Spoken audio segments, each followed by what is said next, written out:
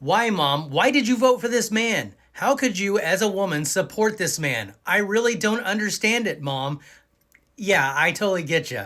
I'm sure if my mom was still alive, I'd be having that conversation too. But I still have to deal with it with my dad. And my dad always kind of approaches it like, what's the big deal? I've always voted Republican.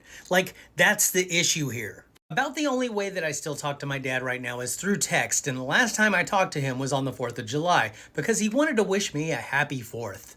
However, I don't think that he liked my reply too much. He texted me with Happy July 4th, to which I said, Republicans passed a bill yesterday that's going to make this country into a police state.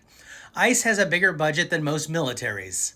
We now have concentration camps in Texas and Florida, and Congress just stripped millions of people from Medicare and almost eliminated food assistance from the most vulnerable people in America. We had a world war to fight fascism only to lean right into it, and people actually voted for it, all while claiming to be followers of Christ. That was kind of a dig because my dad's a Christian and he's always telling me about how he's going to Bible study, like that's gonna make me go, ooh. Anyway, continuing on, I said, I will celebrate this country if and when it's free again. But as of right now, I don't see anything to celebrate. To which he just said, I love you too, heart emoji, which is basically saying, I'm not going to acknowledge anything that you just said. But here, I'm going to offer you a little bit of emotional manipulation as a consolation.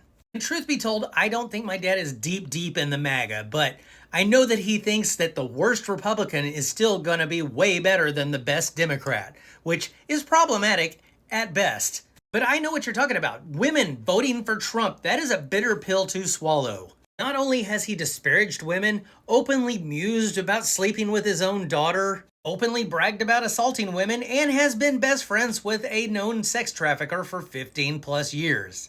I did something that nobody thought was possible. I got rid of Roe v. Wade. He's bragging about stripping bodily autonomy away from women, and they're just like, here's my vote, Mr. Trump. Feel free to grab me anywhere you like. Sadly, a lot of these women have internalized misogyny. They were raised to be this way.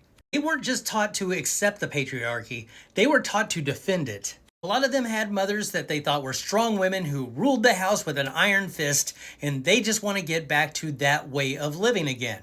Men were men, women were women, colored people knew their place in society. It was just simpler back then.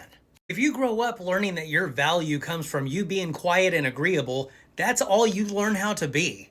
And I don't know you, I don't know your mom. This may or may not apply. I'm using women from my own life as a template here.